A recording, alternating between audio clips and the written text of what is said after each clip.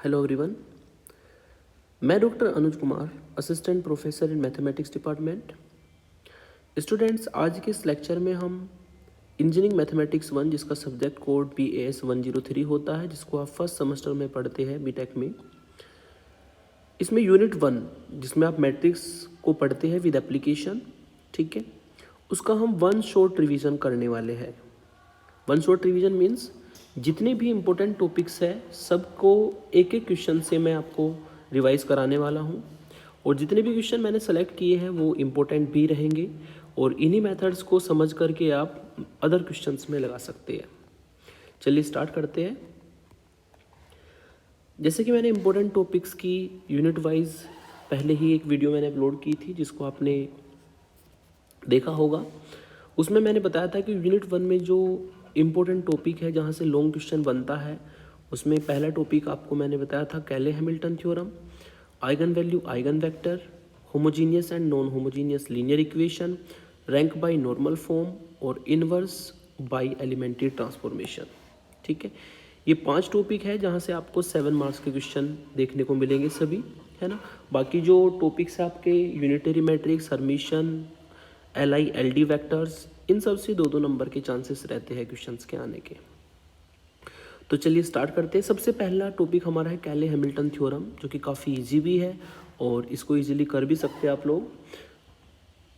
इसमें एक क्वेश्चन को मैं आपको सॉल्व करके दिखाता हूँ कि कैसे कैले हैमिल्टन थ्योरम के क्वेश्चन सॉल्व होते हैं।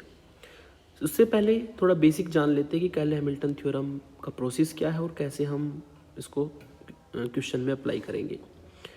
कैले हैमिल्टन थ्योरम की अगर बात करें तो इसमें सबसे पहले हमें कैरेक्टरिस्टिक इक्वेशन बनानी होती है किसी मैट्रिक्स की, है ना, स्क्वायर मैट्रिक्स की। और वो जो कैरेक्टरिस्टिक इक्वेशन है उसका फॉर्मूला अगर जनरली बात करें तो उसका फॉर्मूला होता है if A is any square matrix, if A is any square matrix then its characteristic equation is determinant of A minus lambda I equal to 0। ये कैरेक्टरिस्टिक इक्वेशन का फॉर्मूला होता है जिसमें डिटर्मिनेट बनाते हैं हम ए माइनस लेमडा आई matrix का और उसको 0 के बराबर रखते हैं। ये इक्वेशन एक लेमडा में इक्वेशन बनती है जिसको हम ए मैट्रिक्स के लिए कैरेक्टरिस्टिक इक्वेशन कहते हैं। ये तो हो गया इसका बेसिक फॉर्मूला, लेकिन इसको हम ट्रिक से अगर करते हैं तो थोड़ा ये ईजी रहता है।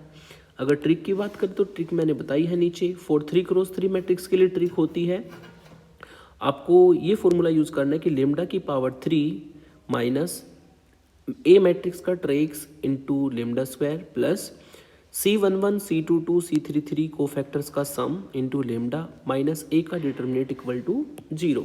ठीक है, तो ये 3x3 में लगता है कैरेक्टरिस्टिक इक्वेशन का फॉर्मूला। ऐसे ही 2x2 की मैट्रिक्स का भी कैरेक्टरिस्टिक इक्वेशन शॉर्ट तरीके से आप निकाल सकते हो। फॉर्मूला इसका होता है लेमडा स्क्वायर माइनस ए का ट्रेस इंटू लेमडा प्लस ए का डिटर्मिनेट इक्वल टू 0। तो ये 2 फॉर्मूले आप याद करेंगे जो कि 3/3 और 2/2 मैट्रिक्स के लिए होते हैं। और आपके सिलेबस में 2/2 3/3 की ही मैट्रिक्स के लिए कैले हैमिल्टन थ्योरम है। कुछ बेसिक बातें आपको याद रखनी है। कैरेक्टरिस्टिक इक्वेशन बनाने के बाद जो कैले हैमिल्टन थ्योरम यानी कि CHT होती है, उसका फॉर्मूला क्या होता है, every square matrix satisfy it's characteristic equation. आपने किसी मैट्रिक्स की कैरेक्टरिस्टिक इक्वेशन बनानी सीखी ऊपर शॉर्टकट तरीके से, तो उस कैरेक्टरिस्टिक इक्वेशन को मैट्रिक्स ए सेटिस्फाई करेगी। मतलब अगर उस इक्वेशन में हम, ये इक्वेशन हमारी लेमडा में बनती है, अगर उस इक्वेशन में हम लेमडा की जगह ए रख दे तो ये हमारी कैरेक्टरिस्टिक इक्वेशन सेटिस्फाई होगी। ये कैले हैमिल्टन जी ने कहा था। चलिए इसके क्वेश्चन सॉल्व कर लेते हैं। जैसे कि फर्स्ट एग्जांपल इसका है, इसमें मोस्टली 3 चीज़ें पूछी जाती है ना। सबसे पहला इसमें पूछा जाता है वेरीफाई, कैले हैमिल्टन थ्योरम का वेरिफिकेशन करना होता है। दूसरा इसमें पूछा जाता है ए इनवर्स ए स्क्वायर ए की पावर 4, इस तरह से कोई भी मैट्रिक्स की वैल्यू, ज़्यादातर ए इनवर्स आता है। और एक बड़ा सा एक्सप्रेशन दिया जाता है जिसको हमें मिनिमाइज फॉर्म में ला करके उसके वैल्यू बतानी होती है। तो 3 चीज़ें हम कैले हैमिल्टन थ्योरम से फाइंड करते हैं। तो इस क्वेश्चन के लिए हम तीनों चीज़ें फाइंड करेंगे, वेरीफाई भी करेंगे, ए इनवर्स भी निकालेंगे और इस रिप्रेजेंटेशन को हम सॉल्व करके इसका आंसर भी बताएंगे। सबसे पहला काम होता है ए मैट्रिक्स को उठाना। तो जो मैट्रिक्स हमें गिवन है उसको हम उठा लेते हैं। मैट्रिक्स हमें गिवन है 2 1 1 0 1 0 1 1 2। मेन काम कैरेक्टरिस्टिक इक्वेशन को बनाना, जिसका मैंने आपको ऊपर ट्रिक बताया है, वो फॉर्मूला हम लिख देंगे। यहाँ पर जो कैरेक्टरिस्टिक इक्वेशन की ट्रिक होगी वो होगी लेमडा क्यूब माइनस ए का trace lambda square plus cofactors का सम C11 C22 C33 का ही लेते हैं केवल, और इंटू लेमडा माइनस ए का डिटर्मिनेंट इक्वल टू 0। इस इक्वेशन में हमें कुछ चीज़ें फाइंड करनी होगी, है ना। सबसे पहले हमें निकालना पड़ेगा यहाँ पर ए का ट्रेस, दूसरा हमें निकालना पड़ेगा C11 C22 C33 कोफैक्टर्स का सम, तीसरा हमें निकालना पड़ेगा ए का डिटर्मिनेंट। इन तीनों को निकाल करके इस इक्वेशन में रख देंगे तो कैरेक्टरिस्टिक इक्वेशन हमारी बन जाएगी। चलिए पहले ट्रेस निकालते हैं। एज यू नो ट्रेस होता है हमारा डायगोनल के एलिमेंटों का सम। तो जो डायगोनल में एलिमेंट्स है ना 2 1 2, उनको हम ऐड कर देंगे तो ट्रेस निकल जाएगा। ऐड करके मिलेगा आपको 2 + 1 + 2 यानी कि आपको 5 मिलेगा ट्रेस। फिर हमें निकालने कोफैक्टर्स। कोफैक्टर्स की अगर बात करें तो C11 फाइंड करना है। C11 का मतलब फर्स्ट रो और फर्स्ट कॉलम को हाइड करना है, ठीक है। इनको हाइड करके जो हमारा बचेगा वो बचेगा 1 0 1 2। इसको फैक्टर को सॉल्व करना है। सॉल्व करेंगे तो 2 × 1 2 और माइनस 1 × 0 0, तो इसको सॉल्व करके 2 मिलेगा। ऐसे ही हम निकालेंगे C22 को फैक्टर। C22 का मतलब सेकंड रो और सेकंड कॉलम को हाइड करना है, उससे अलग जो भी बचेगा उसको लिख लेंगे। बचा हमारा 2 1 1 2, ठीक है। इसको सॉल्व कर लेंगे तो ये मिलेगा आपको 2 × 2 4 और -1 यानी कि 3 मिलेगा। ऐसे ही C33 हम निकालेंगे तो थर्ड रो और थर्ड कॉलम को हाइड करना है, उससे अलग जो कोफैक्टर बनेगा वो हमारा होगा 2 1 0 1, जिसको सॉल्व करके मिलेगा 2 - 0 यानी कि 2। फिर हमें इनका सम निकालना है तीनों का सम निकालेंगे तो 2 + 3 + 2 यानी कि ये आपको मिलेगा 7। तो जो यहाँ पर कोफैक्टर्स का सम होगा C11 C22 C33 का वो 7 हो जाएगा। फिर हमें निकालना होता है ए का डिटर्मिनेंट, जो कि आपको बहुत अच्छे से निकालना आता है। तो यहाँ पर हम डिटर्मिनेंट को फाइंड कर लेंगे। 2 × इसकी प्रोडक्ट इसके साथ 2 और -0। फिर सेकंड एलिमेंट होता है नेगेटिव साइन के साथ -1, ठीक है, -1। और फिर हम करते हैं इसकी प्रोडक्ट इसके साथ तो आपको 0 मिलेगा, और माइनस इसकी प्रोडक्ट इसके साथ वो भी आपको 0 मिलेगा, यानी कि सेकंड टर्म 0 हो जाएगी। फिर प्लस ये आपका लास्ट एलिमेंट 1 होगा, इसकी प्रोडक्ट इसके साथ 0 और -1, ठीक है। इसको सॉल्व कर लेंगे, सॉल्व करके मिलेगा 4 -0 और -1, और इसको सॉल्व करके आपको मिलेगा 3, ठीक है। तो यहाँ पर जो ए का डिटर्मिनेंट है वो भी हमारा निकल गया। अभी सारी वैल्यूज हम इक्वेशन 1 में पुट कर देंगे using these values in equation 1। इससे आपकी कैरेक्टरिस्टिक इक्वेशन बन जाएगी लेमडा की पावर 3 माइनस ए का ट्रेस जो है वो 5 आया था, 5 lambda square plus C11 C22 C33 का सम आपका 7 आया है, तो 7 लेमडा और ए का डिटर्मिनेंट जो कि 3 आया है यानी कि -3 = 0। तो ये हमारी जो है कैरेक्टरिस्टिक इक्वेशन तैयार हो गई, जिसको मैं ग्रीन कलर से थोड़ा हाईलाइट करता हूँ और इसको मैं इक्वेशन नंबर 2 का नाम दे देता हूँ। तो सबसे पहला काम होता है कैरेक्टरिस्टिक इक्वेशन को फाइंड करना, जो कि हमारी कैरेक्टरिस्टिक इक्वेशन फाइंड हो चुकी है। अब हम कैले हैमिल्टन थ्योरम इसमें अप्लाई करेंगे। कैले हैमिल्टन ने कहा था कि कोई भी मैट्रिक्स अपनी कैरेक्टरिस्टिक इक्वेशन को सेटिस्फाई करती है, तो उसके लिए हम क्या करेंगे, इक्वेशन 2 में लेमडा की जगह पर ए पुट कर देंगे। अगर लेमडा की जगह पर ए पुट करते हैं तो इससे आपकी इक्वेशन बनती है, लेमडा की जगह पर ए रखना है तो ए की पावर 3 - 5a² प्लस 7a और -3। और यहाँ पर क्या होता है कि जो कांस्टेंट टर्म होता है वहाँ पर मैट्रिक्स जो है आइडेंटिटी बनेगी, इसलिए हम 3 के साथ में कांस्टेंट टर्म में आई को यूज़ करते हैं, ठीक है। जैसे नंबर सिस्टम में 1 आपका यूनिट एलिमेंट होता है, ऐसे ही यहाँ पर जो यूनिट मैट्रिक्स होती है वो 1 की जगह पे आई चलती है, ठीक है। यानी कि आप ऐसा भी कर सकते हैं 3 × 1 करके 1 की जगह पर आई डाल सकते हैं। तो ये हमारी कैले हैमिल्टन थ्योरम से कैरेक्टरिस्टिक इक्वेशन सेटिस्फाई होगी। अब हमें इसको वेरीफाई करके दिखाना है।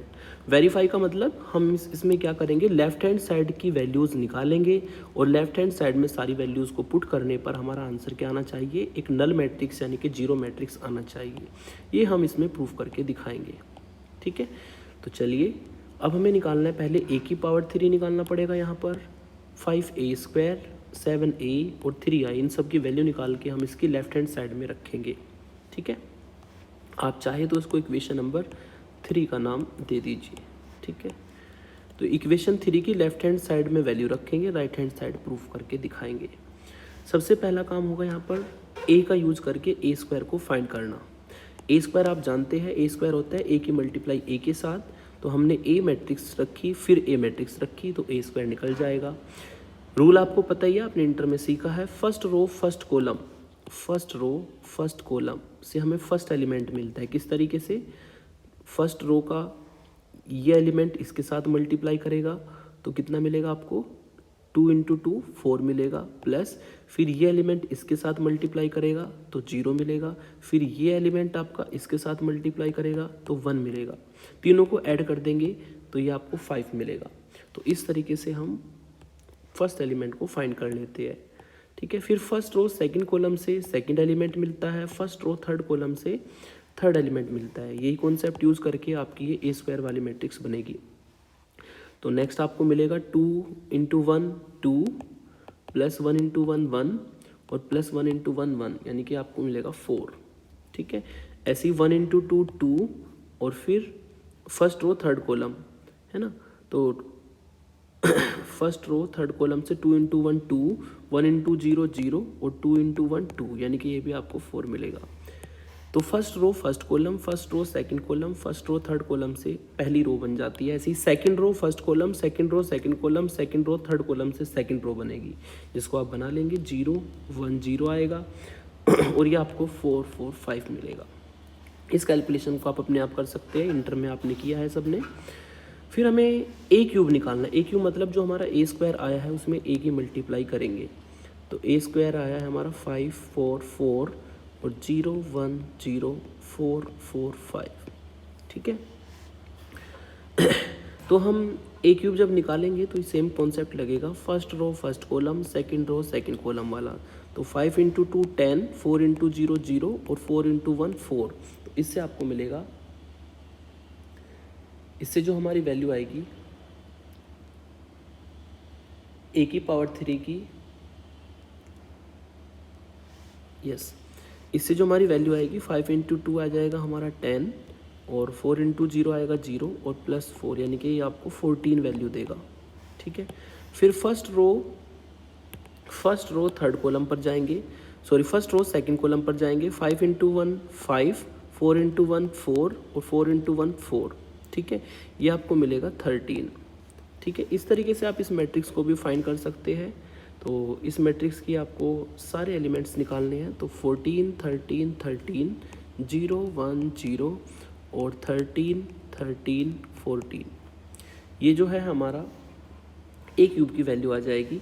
अब हमें निकालना क्या है? निकालना है हमें a स्क्वायर में 5 की मल्टीप्लाई करनी है, तो मैं कर देता हूँ, देयरफॉर 5a स्क्वायर निकाल लेते हैं। 5a स्क्वायर का मतलब a स्क्वायर वाली मैट्रिक्स में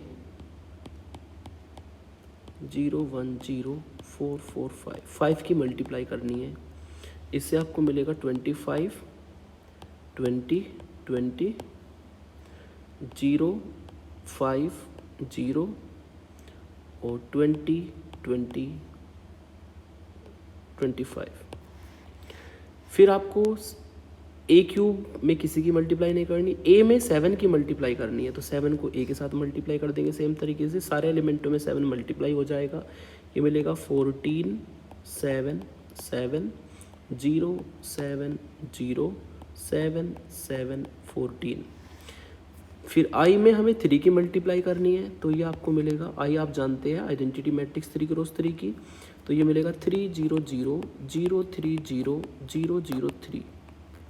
इन सभी को अब हम लेफ्ट हैंड साइड में पुट कर देंगे। पहले रखनी है a क्यूब की वैल्यू, तो a क्यूब की वैल्यू हमारी आई है 14 13 13 14 13 13 0 1 0 और 13 14 14, ये क्यूब की वैल्यू, माइनस 5a स्क्वायर की वैल्यू आपने ऊपर निकाली है, वो आई है 25 20 20 25 20 20 0 5 0 20 20 25।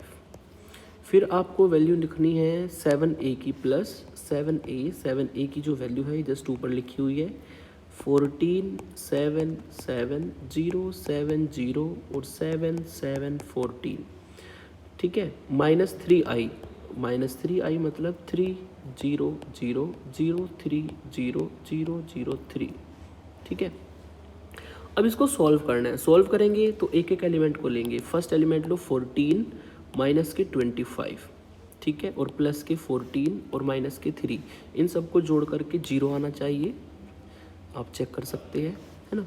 ये मिलेगा आपको 14 प्लस 14 28 और माइनस 25 माइनस 3 28, तो 0 आएगा। ऐसे ही सेकंड एलिमेंट को सॉल्व करेंगे 13 माइनस 20 और ये आपका 7 और प्लस 0, जो कि 20 माइनस 20 0 ही आएगा। तो इस तरीके से आप सारे एलिमेंट अगर निकालते हैं तो आपको वैल्यू 0 ही मिलेगी, ठीक है।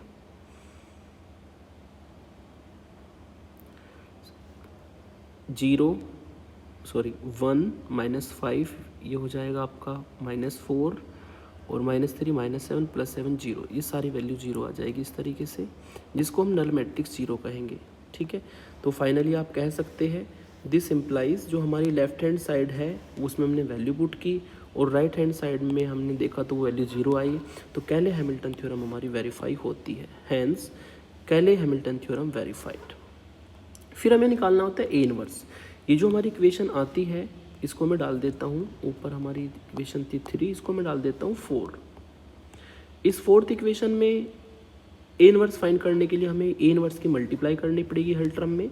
तो ए इनवर्स की यहाँ पे मल्टीप्लाई होगी पहले टर्म में, सेकंड में भी, थर्ड में भी और फोर्थ में भी, सब में ए इनवर्स की मल्टीप्लाई की।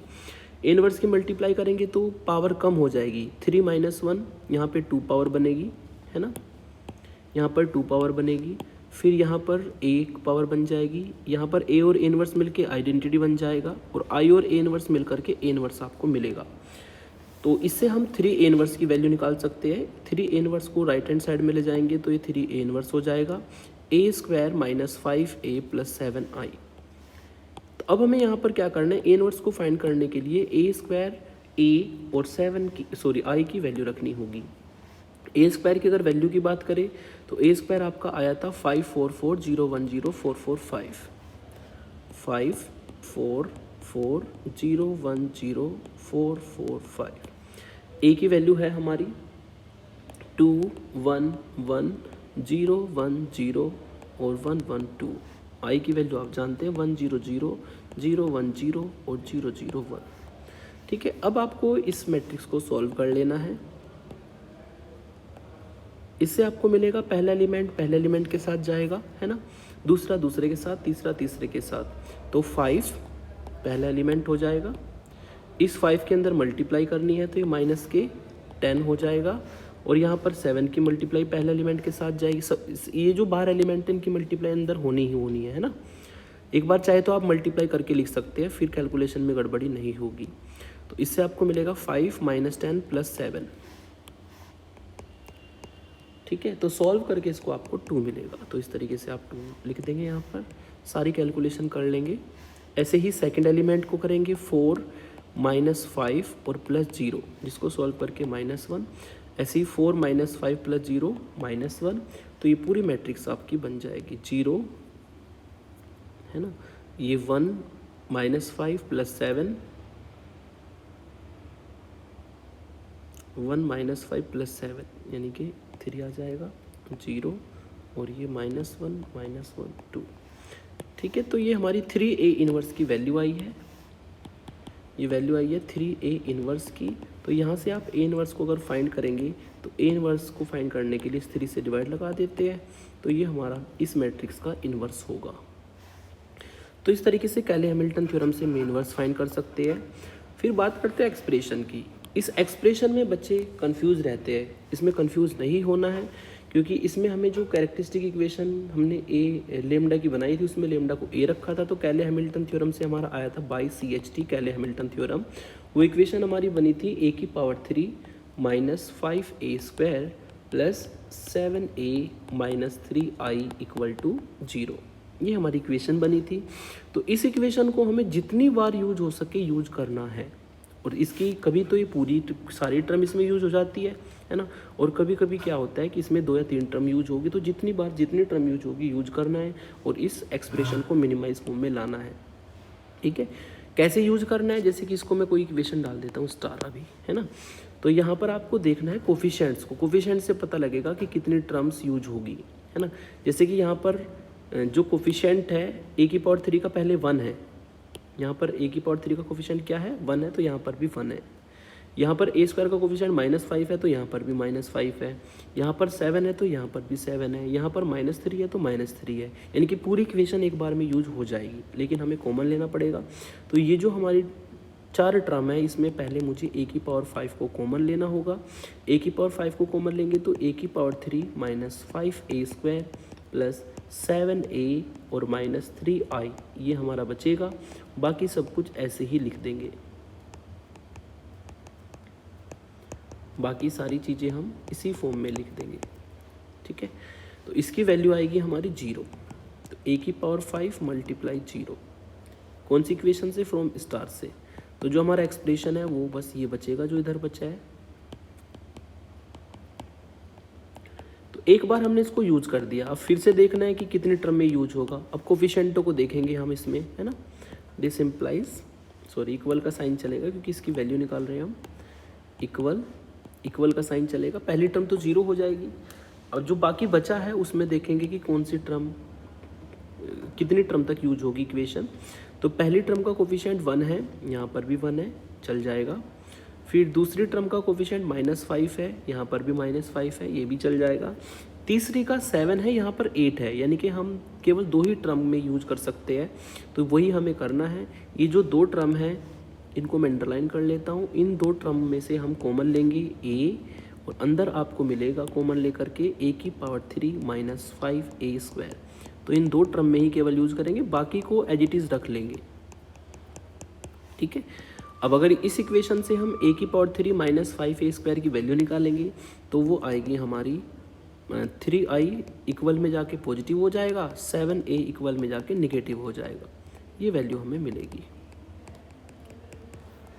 अब इसको मल्टीप्लाई कर लेना है एक को अंदर, तो ये मिलेगा 3i इंटू a यानी कि 3a -7a² और प्लस के 8a² माइनस के 2a प्लस के i, है ना। तो 8 और 7 मिलकर के प्लस के a² बनेगा, 3a और -2a प्लस के a हो जाएगा, और लास्ट में प्लस के i। तो इस एक्सप्रेशन की वैल्यू होगी। अब आप ऊपर से इसमें a² की, फिर a की और फिर i की, ये सब वैल्यू रख देंगे और उसको सॉल्व कर लेंगे, सिंप्लीफाई कर लेंगे।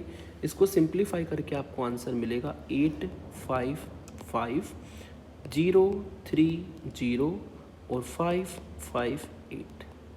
ये इस एक्सप्रेशन की वैल्यू होगी। तो ये कैले हैमिल्टन का पूरा क्वेश्चन मैंने आपको करके दिखाया, लेकिन एग्ज़ाम में ज़रूरी नहीं है कि तीनों चीज़ें एग्ज़ाम में पूछी जाए। कभी कभी पूछी जाती है तीनों चीज़ें, नहीं तो कभी कभी ऐसा भी होता है कोई 2 चीज़ें पूछ लेता है, जैसे कि वेरीफाई करो और इन्वर्स निकालो, या वेरीफाई करो या एक्सप्रेशन निकालो। या कभी कभी ये भी कहता है कि वेरीफाई करो ही मत, केवल एक्सप्रेशन निकालो और इन्वर्स निकालो। तो क्वेश्चन को बहुत ध्यान से पढ़ना है ना। जितनी चीज़ें पूछी जाएगी उतनी ही चीज़ें हमें फाइंड करनी है। अगर तीनों चीज़ें पूछी जाएगी तो तीनों करनी है, अगर 2 चीज़ें पूछी जाएगी तो क्वेश्चन को ध्यान से समझ करके तब आपको जो भी पूछा जाएगा वो सॉल्व करना है। इसके बाद सेम टॉपिक होता है, इसमें थोड़ा सा एक्स्ट्रा करना पड़ता है कैरेक्टरिस्टिक इक्वेशन के बाद, है ना। वो होता है आइगन वैल्यू आइगन वेक्टर। और लास्ट ईयर की बात करें तो एक question eigen value eigen vector का आया था और एक आया था कैले हैमिल्टन थ्योरम का लॉन्ग क्वेश्चन में। तो एक क्वेश्चन से मैं इसको रिवाइज करा देता हूँ अभी। पहले डिस्कस करते हैं प्रोसेस। कोई स्क्वायर मैट्रिक्स दी हो कि ए, सबसे पहला काम होगा उसकी कैरेक्टरिस्टिक इक्वेशन को बनाना। Determinant of a minus lambda equal to 0, जिसकी शॉर्टकट ट्रिक मैंने ऊपर बताई थी, वही शॉर्टकट ट्रिक से आप इसको बना सकते हैं एज यूजुअल, जैसे कैले हैमिल्टन में बनाते हैं।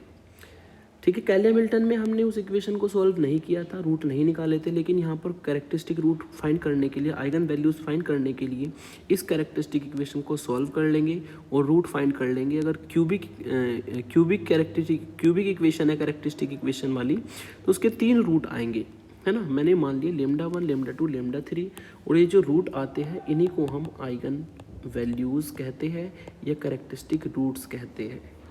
ठीक है, फिर हम आइगन वेक्टर निकालते हैं। आइगन वेक्टर निकालने के लिए हम मानते हैं कि कोई एक्स वेक्टर है जो एक्स वाई जेड के बराबर है, ये आइगन वेक्टर है और इसको फाइंड करते हैं हम। ये आइगन वेक्टर लेमडा के लिए मानते हैं जो आइगन वैल्यू ऊपर निकाली है, इसको फाइंड करते हैं इस फॉर्मूले से a minus lambda I X equal to 0। और इस फॉर्मूले की अगर बात करें, ये homogeneous system of linear equation बनता है। दूसरा तरीका भी होता है, लेकिन मुझे होमोजीनियस को भी रिवाइज कराना है तो मैं होमोजीनियस वाला कॉन्सेप्ट ही इसमें यूज करूँगा। तो जो आपके सिलेबस में है थोड़ा सा आपको ध्यान देना है, क्योंकि काफ़ी मिस्टेक ये मैं स्टूडेंट्स की देखता हूँ जब आंसर शीट इवेल्युएट करता हूँ। जो आपके सिलेबस में उसी से मैंने ऑब्जर्वेशन ये ली है कि उसमें क्या हो सकता है। For homogeneous linear equation use only row operation. ये आप जानते हैं कि जो होमोजीनियस और non homogeneous system of linear equation होता है उसमें केवल रो वाले ही ऑपरेशन लगते हैं, है ना। अकॉर्डिंग टू AKTU सिलेबस, जो आपके सिलेबस में है, जो आइगन वैल्यूज आपकी आएगी वो कभी भी डेसिमल फॉर्म में नहीं आएगी।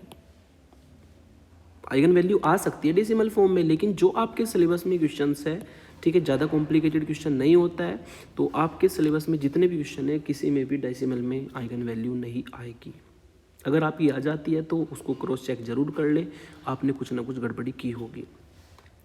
आइगन वेक्टर जो है हमेशा इनफाइनाइट होते हैं, ठीक है, एक आइगन वैल्यू के कोरस्पॉन्डिंग इनफाइनाइट आइगन वेक्टर मिलते हैं। तो ये भी बात आप ध्यान रखिएगा कि जो आइगन वेक्टर है आपके सिलेबस के अकॉर्डिंग वो 0 0 0 नहीं आने चाहिए। अगर आ जाते हैं तो यू डिड मिस्टेक। तो इसी कॉन्सेप्ट को यूज़ करते हुए क्वेश्चन में सॉल्व करूँगा आइगन वैल्यू आइगन वेक्टर का।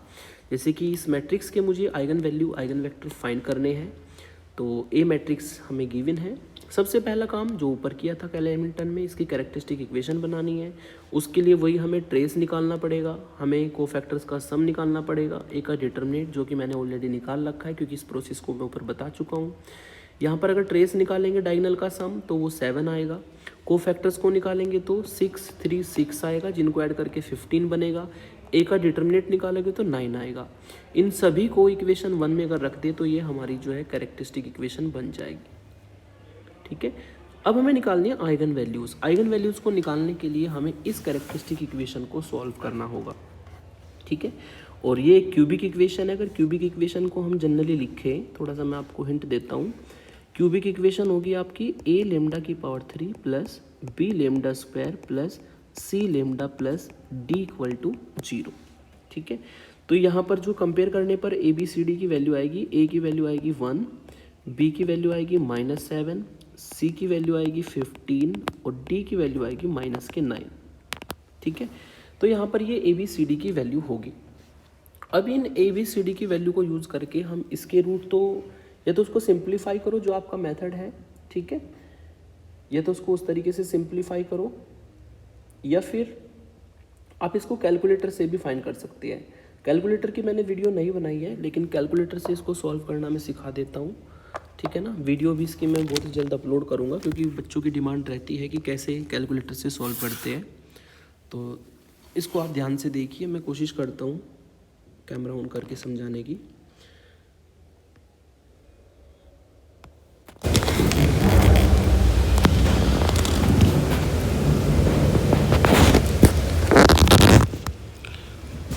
तो ये हमारा जो है कैलकुलेटर है। कैलकुलेटर में हमें करना क्या है, ABCD की वैल्यू डालनी है। ABCD की वैल्यू को डालने के लिए सबसे पहले आप इसको ऑन कर लीजिए। ये आप ऑन कर लेंगे इस तरीके से। ऑन करने के बाद इसमें हमें मोड को 3 बार प्रेस करना होता है, ठीक है। इक्वेशन का मोड लाने के लिए मोड को 3 बार प्रेस कीजिए। जब 3 बार प्रेस करेंगे तो EQN इक्वेशन लिखा आएगा, उसके लिए आपको 1 प्रेस करना होगा, ठीक है। फिर आपको ये एरो प्रेस करना होगा। हमें चाहिए डिग्री, डिग्री कितनी है हमारी 3, तो 3 प्रेस करना होगा।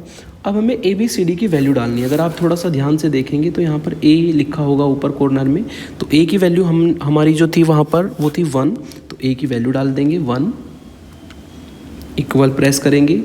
फिर B की वैल्यू डालनी है। B की वैल्यू है हमारी -7, इक्वल प्रेस करेंगे। फिर C की वैल्यू डालनी है। C की वैल्यू है 15 प्लस की, इक्वल प्रेस करेंगे। फिर D की वैल्यू डालनी है जो कि -9 है, -9 और इक्वल प्रेस करेंगे तो इस तरीके से आपको जो है रूट दिखने शुरू होंगे। सबसे पहली जो रूट है आपका वो x1 होगा, है ना। x1 यानी कि पहला रूट इसका 1 है, फिर आप इक्वल प्रेस करेंगे तो दूसरा रूट x2 होगा जिसकी वैल्यू आपको 3 दिख गई होगी। तो पहला रूट 1 होगा और दूसरा रूट आपका 3 होगा। तीसरा रूट x3 आना चाहिए, लेकिन x3 यहाँ पर नहीं आया। x3 की जगह पर आप देख सकते हैं कॉर्नर में a लिखा है, इसका मतलब इसका जो दूसरा रूट है वो रिपीट होगा। ठीक है, ABCD की वैल्यू वापस नहीं लिखनी होती हमें, x1 x2, x1 की वैल्यू 1, x2 की वैल्यू 3, x3 इसमें नहीं आया तो x2 को 2 बार रिपीट करेंगे तो इसके रूट आएंगे हमारे 1 3 3। दूसरे वाली वैल्यू को रिपीट करते हैं 2 बार।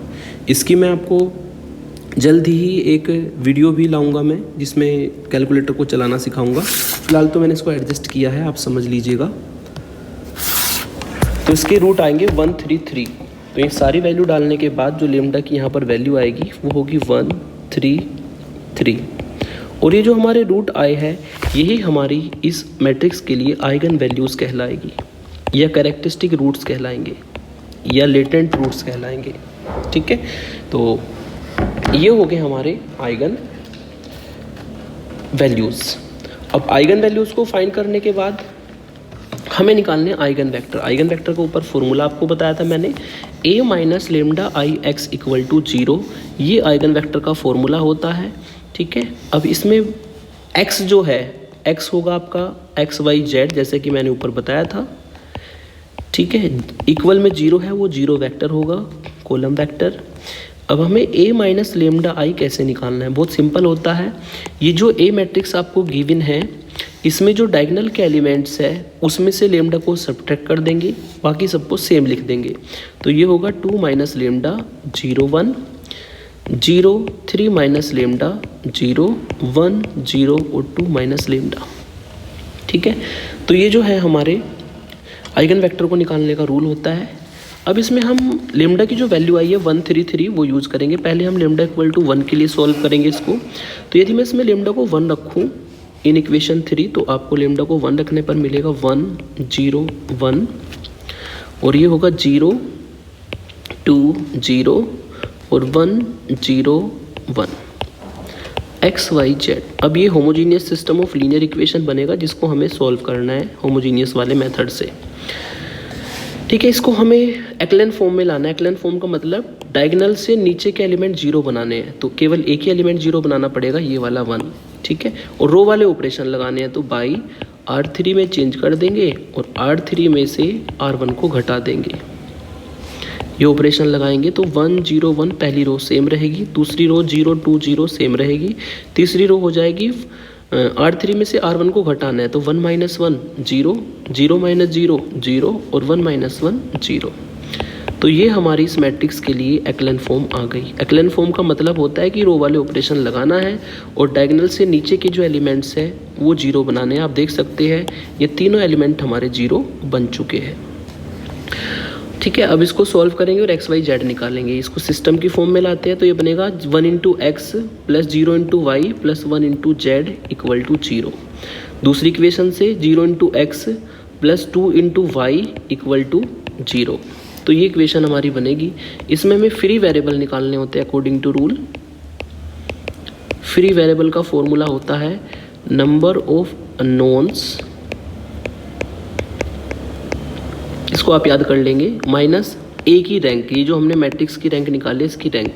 नंबर ऑफ अननोन होते हैं एक्स वाई जेड, 3 अननोन है और इस मैट्रिक्स की रैंक है 2, क्योंकि रैंक का फॉर्मूला होता है number of non zero rows in the echelon form. यहाँ पर 2 नॉन जीरो रोज है तो 2 इसकी रैंक होगी। तो यहाँ पर फ्री वेरिएबल 1 आया है। एक मतलब एक फ्री वेरिएबल है जिसको आप कुछ भी मान सकते हैं। ये तो हमारा ऑलरेडी y जो है 0 आ गया, इसको आप फ्री वेरिएबल नहीं कंसीडर कर सकते क्योंकि y की वैल्यू 0 आई है। तो फिर तो हमें x या z में से किसी को एक फ्री वेरिएबल मानना पड़ेगा। मैंने z को फ्री वेरिएबल माना और उसको k मान लिया। ठीक है, देन अगर z को k रखे तो x की वैल्यू होगी -k। तो आइगन वेक्टर होगा आपका x y z यानी कि -k और 0 सॉरी -k x की वैल्यू, y की वैल्यू है 0 और z की वैल्यू है k। तो ये हमारा जो है आइगन वेक्टर होगा लेमडा इक्वल टू 1 के लिए। Eigen vector 4 lambda equal to 1। Same तरीके से हम लेमडा इक्वल टू 3 के लिए भी आइगन वेक्टर निकालेंगे। लेमडा इक्वल टू 3 के लिए हमें जो इक्वेशन 3 है इसमें लेमडा को 3 रखना होगा।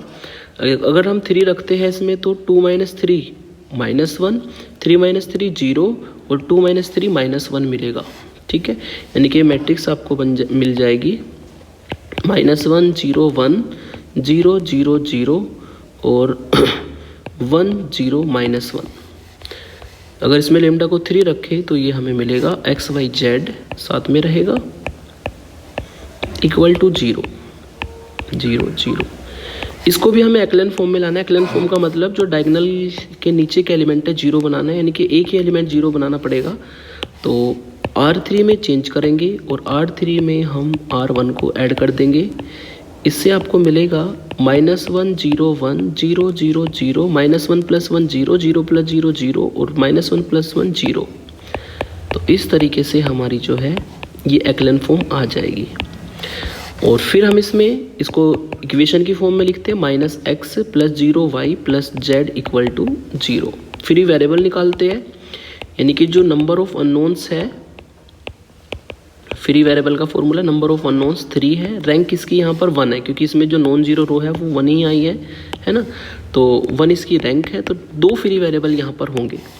ठीक है, तो 2 फ्री वेरिएबल होंगे। एक यहाँ पर देखिए तो इस इक्वेशन में y नहीं आया तो y को मान लेते हैं k1। ठीक है, और z को मान लेते हैं k2। 2 फ्री वेरिएबल मान सकते, तो एक तो मैंने y को माना क्योंकि y यहाँ पर इन्वॉल्व नहीं था, y को मैं ऐसे 0 नहीं ले सकते। ठीक है ना, और z मैंने मान लिया k2। x को भी मान सकते हैं k2 आप, है ना। तो इक्वेशन में यदि z की वैल्यू रखे k2 तो x भी हमारा कितना आएगा, वो भी k2 ही आएगा।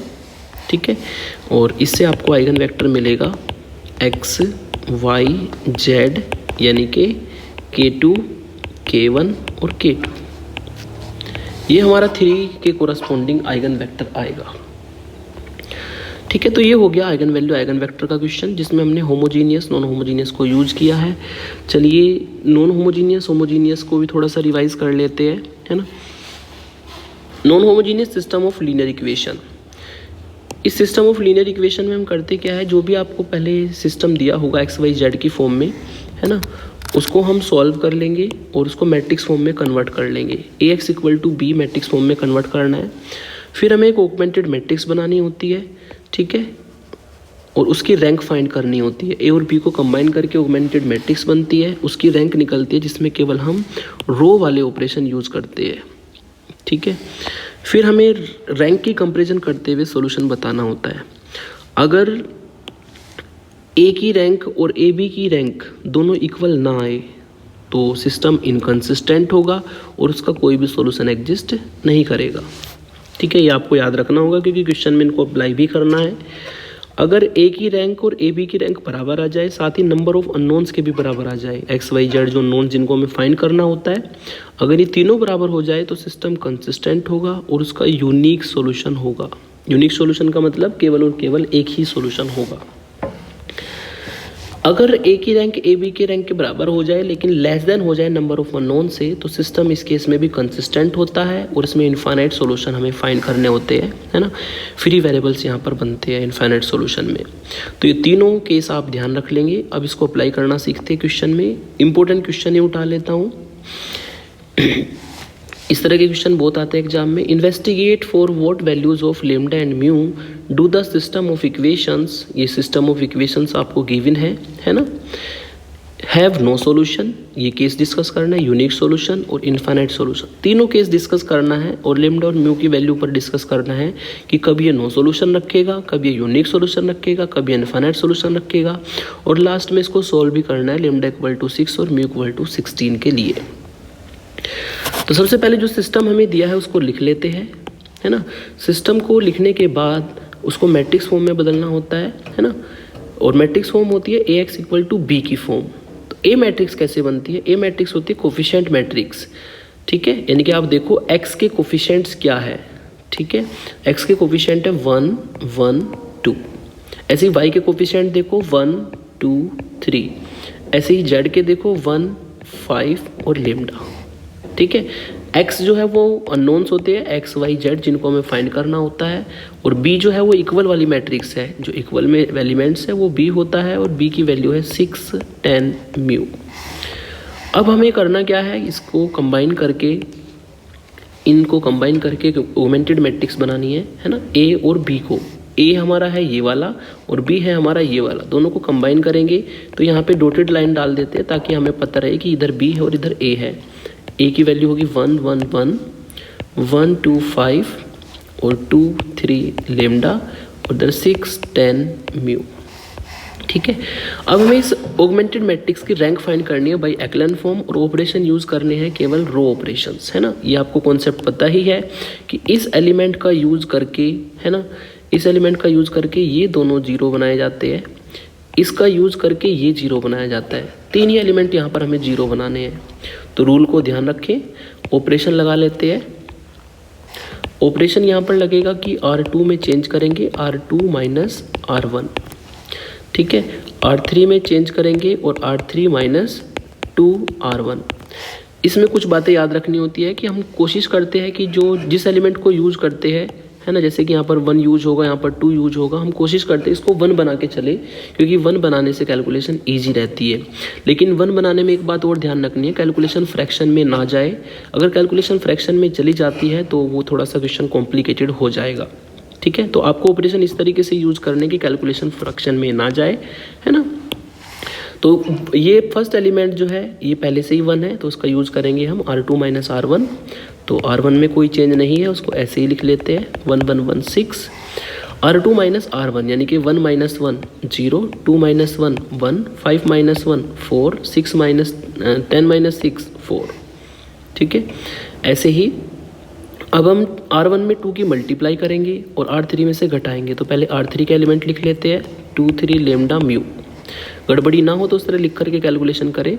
R1 में 2 की मल्टीप्लाई 2 2 2 और 12, फिर माइनस करना है तो minus minus minus minus, 2 minus 2 0, 3 minus 2 1, lambda minus 2 और म्यू माइनस 12। इस तरीके से कैलकुलेशन आप कर लेंगे ऑपरेशंस की, है ना।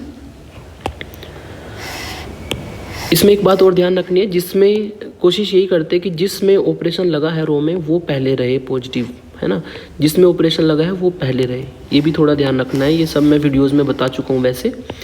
अब हमें करना क्या है, अब हमें इस 1 का यूज़ करके इस एलिमेंट को 0 बनाना है। तो सिंपल सी बात है, R3 में चेंज होगा और R3 माइनस R2 हमें करना पड़ेगा।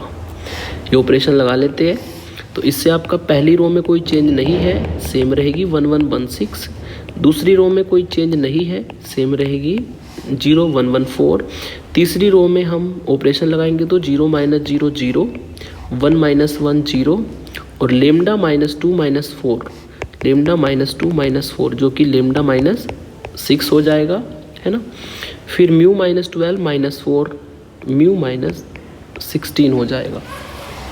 तो इस तरीके से ये हमारी जो है एक्लन फॉर्म आ गई। एक्लन फॉर्म का मतलब A11 के नीचे 0, A22 के नीचे 0, है ना, ये हमारा होता है एक्लन फॉर्म। तो एक्लन फॉर्म हमारी आ गई, जो A11 A22 A33 diagonal element बनाते हैं उसके नीचे 0 बनाना होता है, जो बन गया।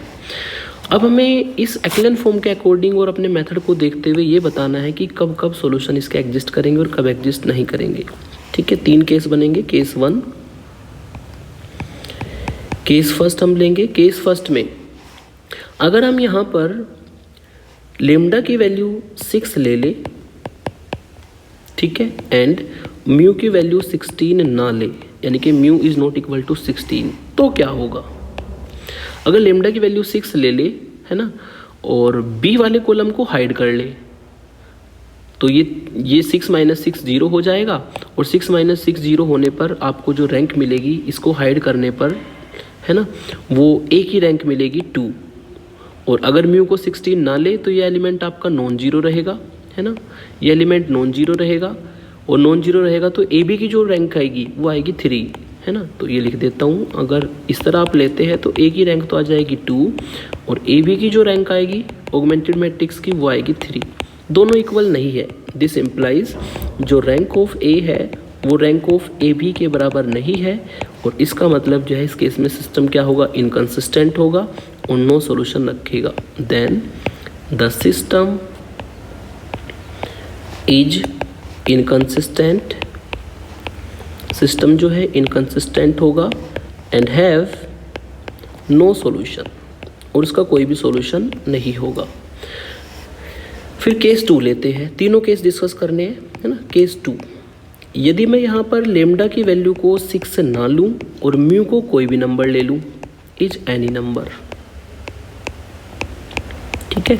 अगर लेमडा 6 नहीं है तो ये एलिमेंट नॉन जीरो रहेगा, और ये एलिमेंट नॉन जीरो रहेगा तो ए की रैंक भी और ए बी की रैंक भी दोनों 3 ही आएगी, है ना। देयरफॉर इस केस में क्या होगा, ए की रैंक और ए बी की रैंक दोनों 3 आएगी, ठीक है। और नंबर ऑफ अननोन भी कितने हैं, वो भी 3 है। तो बाय द डेफिनेशन इसमें हमारा दूसरा केस लगेगा, यानी कि सिस्टम जो है यूनिक सॉल्यूशन रखेगा। Therefore the system is consistent and have unique solution, system is consistent and have unique solution. तो इस केस में यूनिक सॉल्यूशन होगा। अब केस 3 लेते हैं। केस 3 में हम क्या करेंगे, लेमडा को ले लेंगे 6 और म्यू को ले लेंगे, इफ लेमडा को ले लेते हैं हम 6 और म्यू को ले लेते हैं हम 16, देन तो ये पूरी रो 0 रो बन जाएगी। अगर ये पूरी रो 0 रो बन जाती है तब ए की रैंक और ए बी की रैंक दोनों 2 होगी। देयरफॉर ए की रैंक और ए बी की रैंक दोनों हो जाएगी 2, लेकिन number of unknowns X Y Z 3 है, उससे लेस देन रहेगा, less than number of unknowns, less than number of unknowns. इस केस में क्या होगा, सिस्टम कंसिस्टेंट होगा एंड हैव इनफाइनाइट सॉल्यूशन। तो आप लिख सकते हैं कि system is consistent and have infinite solution. तो ये तीनों केस हमें यहाँ पर डिस्कस करके दिखाने थे। साथ ही साथ में उसने कहा था कि लेमडा इक्वल टू 6 और म्यू इक्वल टू 16 को उसको सॉल्व कीजिए। तो इसको मैं कोई इक्वेशन डाल देता हूँ, स्टार इक्वेशन कह देता हूँ। अब इसमें हम पुट करेंगे म्यू को 6 एंड लेमडा को 6 और म्यू को 16, लेमडा को 6 और म्यू को 16 इन स्टार इक्वेशन। ऐसा करने पे हमारी जो मैट्रिक्स है वो कुछ इस तरीके से बनेगी, ए बी इक्वल टू, ये मैट्रिक्स कुछ इस तरीके से बनेगी। लास्ट रो 0 हो जाएगी, 1 1 1 6 1 4 4, 1 1 1 6 0 1 4 4, और ये सारी रो 0 हो जाएगी। यस, अब इसको हमें सॉल्व करके एक्स वाई जेड निकालना है, तो उसको सिस्टम फॉर्म में कन्वर्ट कर लेते हैं। ये होगा x plus Y plus Z equal to 6, Y plus 4z equal to 4, ये 2 इक्वेशन हमें मिलेगी। फ्री वेरिएबल निकाल लेते हैं, क्योंकि यहाँ पर इनफाइनाइट सॉल्यूशन एग्जिस्ट करेंगे। फ्री वेरिएबल होते हैं number of unknowns X Y Z जो कि 3 है, minus rank of this matrix, इस मैट्रिक्स की रैंक है 2। तो एक फ्री वेरिएबल यहाँ पर होगा, एक फ्री वेरिएबल होगा तो किसी एक को आप कुछ मान सकते हैं। मानते हैं नीचे वाली इक्वेशन से, या तो y को मानो या फिर z को मानो।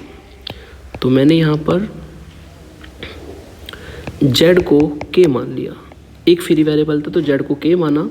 यदि आप y निकालेंगे देयरफॉर तो वो आएगा 4 माइनस 4z, यानी कि 4 माइनस 4k, तो y भी निकल गया। अब z की और y की वैल्यू दोनों इस वाली इक्वेशन में रख देंगे तो x निकल जाएगा, एंड x होगा आपका कितना, 6 माइनस वाई माइनस जेड, ठीक है। तो 6 माइनस वाई की वैल्यू 4 माइनस 4k और z की वैल्यू k। इसको सॉल्व करके मिलेगा 6 minus 4 plus 4k minus k, और सॉल्व करके आएगा इसको 2 और प्लस 3k। तो ये हमारा जो है सॉल्यूशन हो जाएगा x equal to X Y Z, and this will be 2 plus 3k, ठीक है, और y की वैल्यू 4 माइनस 4k और z की वैल्यू k। तो ये सिस्टम का सॉल्यूशन होगा इस केस में। तो ये था non homogeneous system of linear equation का सॉल्यूशन। अब हम homogeneous system of linear equation का सॉल्यूशन करेंगे। इसमें भी सबसे पहले जो हमारा सिस्टम है उसको मैट्रिक्स फॉर्म में बदलना होता है, ax इक्वल टू 0 की फॉर्म में, ठीक है। फिर हमें यहाँ पर ए की मैट्रिक्स की रैंक फाइंड करनी होती है बाय यूजिंग रो ऑपरेशन, और फिर ये कॉन्सेप्ट लगाना होता है अगर ए की रैंक और नंबर ऑफ अननोन्स इक्वल आ जाए तो ट्रिवियल सॉल्यूशन होगा जिसको जीरो सॉल्यूशन कहते हैं, यानी कि एक्स भी जीरो, वाई भी जीरो और जेड भी जीरो होगा। ठीक है, अगर ए की rank less than number of unknowns आए तो सिस्टम जो है नॉन ट्रिवियल सॉल्यूशन रखेगा और वो इनफाइनाइट सॉल्यूशन हमारे बनाएगा। तो ये वर्किंग रूल जो कि आपको बहुत अच्छे से पता है ना, इसको हम अप्लाई करेंगे नॉन होमोजीनियस सिस्टम में। एक नोट आप याद रखेंगे, काफ़ी यूज होता है। The homogeneous system of linear equations will have non trivial solution. ये नॉन ट्रिवियल सॉल्यूशन तभी रखेगा यदि ए की रैंक लेस देन हो जाए नंबर ऑफ अननोन से, और अगर ए की रैंक लेस देन हो नंबर ऑफ अननोन से तो यहाँ पर ए का डिटर्मिनेंट हमेशा क्या होगा, जीरो के इक्वल होगा।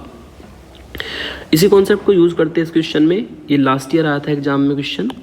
फाइंड द वैल्यू ऑफ के की वैल्यू फाइंड करनी है for which the system of equation, ये सिस्टम ऑफ इक्वेशन दिया है, हैव नॉन ट्रिवियल सॉल्यूशन।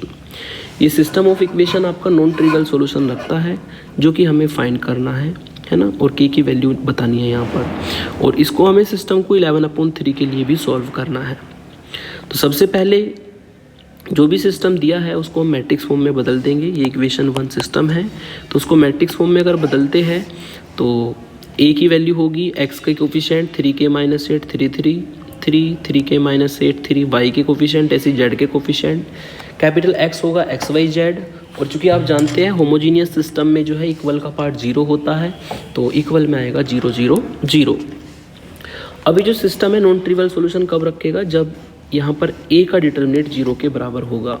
ए का डिटर्मिनेंट मतलब ये वाली जो मैट्रिक्स है कोफिशिएंट मैट्रिक्स, इसका डिटर्मिनेंट 0 के बराबर होगा। इसका डिटर्मिनेंट हमारा बना 3k - 8 3 3 3 3k - 8 3 3 3 3k - 8। अब इस डिटर्मिनेंट को सॉल्व करके के की वैल्यू निकालनी है। अगर इसको हम सीधा ओपन करेंगे तो इसमें आपको प्रॉब्लम होगी। तो चूंकि आप जानते हैं कि डिटर्मिनेंट और मैट्रिक्स दोनों में आप जो है ऑपरेशन लगा सकते हैं, तो इसमें भी हम ऑपरेशन लगा करके थोड़ा इसको सिंपल फॉर्म में लाएंगे जहाँ पे इजीली सॉल्व हो जाएगा। तो इसको हम ऑपरेशन लगा के करते हैं। हम इसमें क्या करते हैं, हमने यहाँ पर ऑपरेशन लगाया बाई C1 में चेंज करते हैं और C1 में C2 और C3 दोनों को ऐड कर देते हैं, मतलब C1 C2 C3 को ऐड करके C1 में कॉलम नया बना लेते हैं, पहला कॉलम है ना। तो ये मैंने ऑपरेशन लगाया यहाँ पर। अगर ये इसमें ऑपरेशन लगाते हैं तो इस डिटर्मिनेंट से आपको मिलेगा 3k - 8 और -3k - 8 और प्लस के 6 यानी कि 3k - 2। ऐसे ये हो जाएगा 3k - 2, ये भी होगा 3k - 2 और ये आपका सेम रहेगा, इसमें कोई चेंज नहीं है।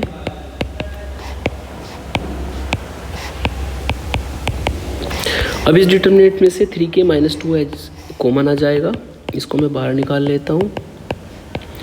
अंदर आपको मिलेगा 1 1 1 3 3k - 8 और 3 और 3 3 3k - 8।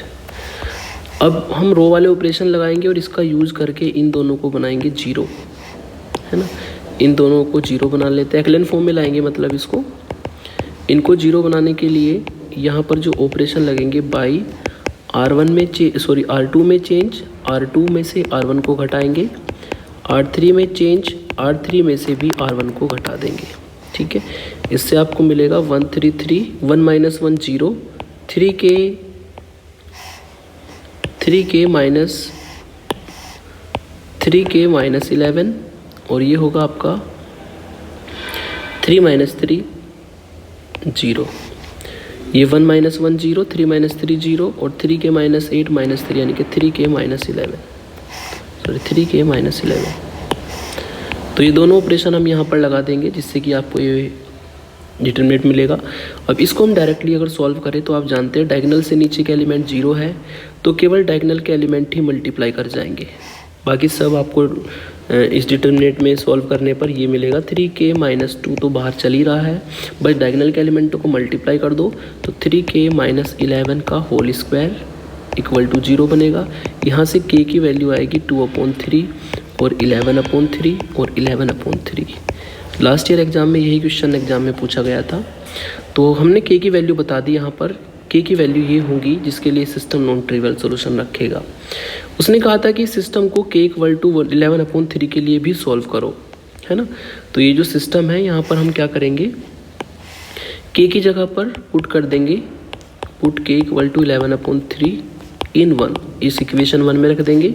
इससे आपको जो सिस्टम मिलेगा ये मिलेगा 3 इंटू 11/3 माइनस 8, यानी कि 3 से 3 कटेगा, 11 माइनस 8, ये भी आपको 3 ही मिलेगा। तो यानी कि ये भी एलिमेंट 3, ये भी 3, ये भी 3, ये सारे एलिमेंट हमारे 3 3 3 हो जाएंगे। और ये हमारा एक्स वाई जेड और ये हमारा 0 0 0। ठीक है, अब इसको हम थोड़ा सा सॉल्व कर लेते हैं। सॉल्व करेंगे यानी कि इसके एक्लन फॉर्म बनाएंगे। तो इसमें बाई R2 में चेंज करेंगे, R2 माइनस R1, R3 में चेंज करेंगे, R3 में R3 माइनस R1। तो यदि दोनों ऑपरेशन लगाते हैं तो पहली रो को छोड़कर बाकी सभी एलिमेंट 0 हो जाएंगे क्योंकि सारे एलिमेंट सेम हैं, एक्स वाई जेड। इससे आपको सिस्टम मिला 3x plus 3y plus 3z equal to 0। और इसको सॉल्व करेंगे तो x plus Y plus Z equal to 0। अब यहाँ पर फ्री वेरिएबल निकाल लेते हैं। फ्री वेरिएबल का formula number of unknowns 3 minus इसकी रैंक। इसकी रैंक है केवल एक ही नॉन जीरो रो है, इसमें एक रैंक है इसकी, तो 2 फ्री वेरिएबल है। तो लेट कर लेंगे यहाँ पर y को k1 एंड z को k2। ठीक है, तो x की वैल्यू आएगी हमारी माइनस के वाई माइनस के जेड, यानी कि माइनस के k1 माइनस के k2। तो इस तरीके से हम एक्स वाई जेड को सॉल्व करके दिखा सकते हैं सिस्टम में। तो ये हो गया homogeneous system of linear equation का क्वेश्चन। अब हम चलते हैं रैंक बाय नॉर्मल फॉर्म, है ना। नॉर्मल फॉर्म से रैंक निकालना ये एक इकलौता टॉपिक ऐसा है जिसमें रो और कॉलम दोनों के ऑपरेशन यूज होते हैं नॉर्मल फॉर्म में।